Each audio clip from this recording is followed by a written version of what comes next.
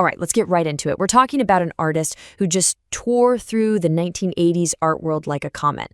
He left behind this incredible body of work that's every bit as raw and as complex as the man himself, Jean-Michel Basquiat. But before we get to the who, you really have to understand the what. Just look at this number, $110.5 million. That's the mind-boggling price that just one of his paintings sold for at a single auction. And here it is. This is the piece. It's an untitled painting, a really powerful kind of chaotic skull from 1982. And, its sale didn't just break records for Basquiat. It made it one of the most expensive artworks ever sold by an American artist. Period.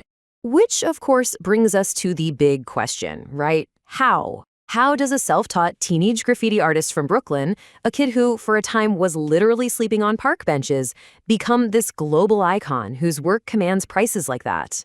Well, let's dig in. So, to understand the story, we've got to go back.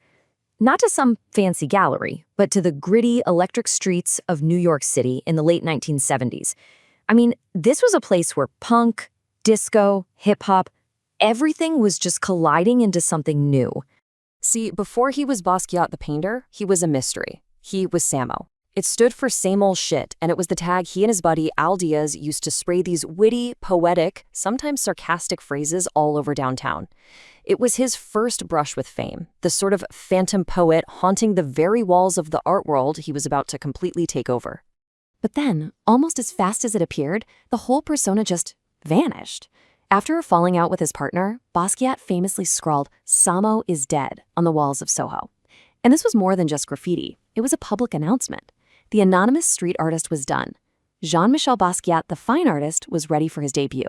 And the speed of what happened next is it's dizzying. Seriously, look at this. In '78, he's an anonymous graffiti writer. Just 2 years later, he's in a landmark group show, getting noticed by all the right people. And then, only 1 year after that, the super influential Art Forum magazine runs a whole feature on him called The Radiant Child. The leap was just unbelievable. And yeah, that article, it was like pouring gasoline on a fire. This next phase is all about Basquiat's rocket ship rise to the top. This is the period where he didn't just, enter the art world, he basically took it by storm. This line from that article by René Ricard really gets to the heart of why people were so captivated. You see, he wasn't just some kid splashing paint around.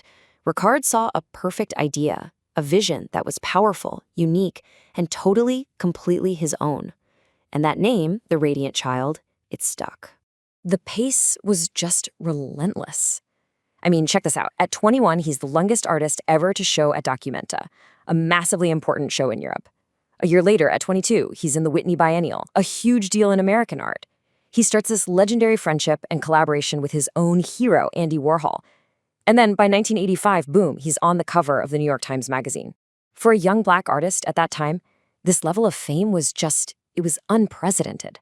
I mean, this whole period was just a whirlwind for him. You have this image of him working alone in his studio, and then you have this collaborating and hanging out with the absolute king of pop art, Andy Warhol. It's the perfect picture of his journey, from a downtown outsider to the dead center of the art universe. So why? Why him? The fame is one thing, but what was it about the art that hit so hard? To really get it, we have to look past the hype and actually look inside the work. Let's try and decode some of that beautiful, complex chaos on his canvases. At its very core, his art is like a battleground for ideas. He was completely obsessed with these opposites, these dichotomies. You've got wealth right next to poverty, integration smashed up against segregation. His paintings are just electric with these kinds of tensions, and they reflect his own wild life and the society he was living in. So let's go back to that school for a second, because it pops up everywhere in his work, and its origins are deeply personal. When he was just a little kid, he was hit by a car and badly injured. While he was recovering in the hospital, his mom gave him a copy of the medical textbook Gray's Anatomy. That book, mixed with his Haitian heritage and its Vodou symbolism, sparked this lifelong fascination with what's going on underneath our skin. And once you start to learn his visual language, the paintings just open up. You see that famous three-pointed crown? That was his symbol for his heroes, usually Black musicians, athletes, and poets.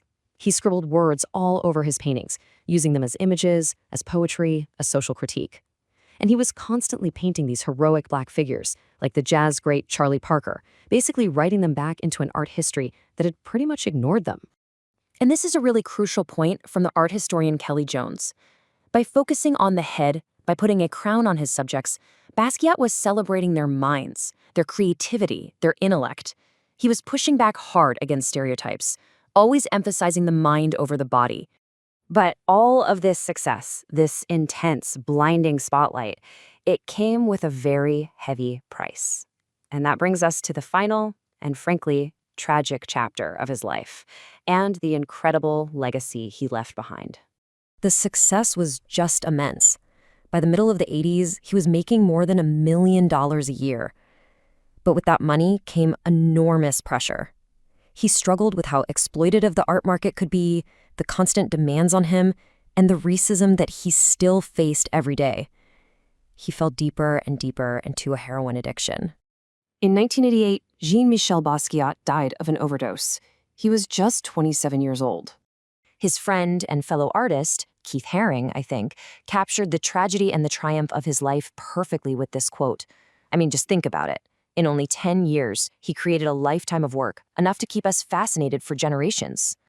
So when we talk about his legacy, what is it, really? Well, it's undeniable. The value of his work just keeps soaring, smashing auction records like the one we started with. He's celebrated in the biggest museums all over the world. He kicked down doors in the overwhelmingly white art world of his time. And his influence? It's everywhere today. In art, in music, in fashion. So I guess I'll leave you with this question to think about. Was Basquiat just a shooting star who burned incredibly bright and then was just gone?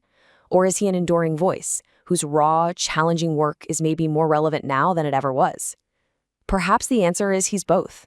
A powerful reminder of what genius looks like and a cautionary tale about the true price of fame.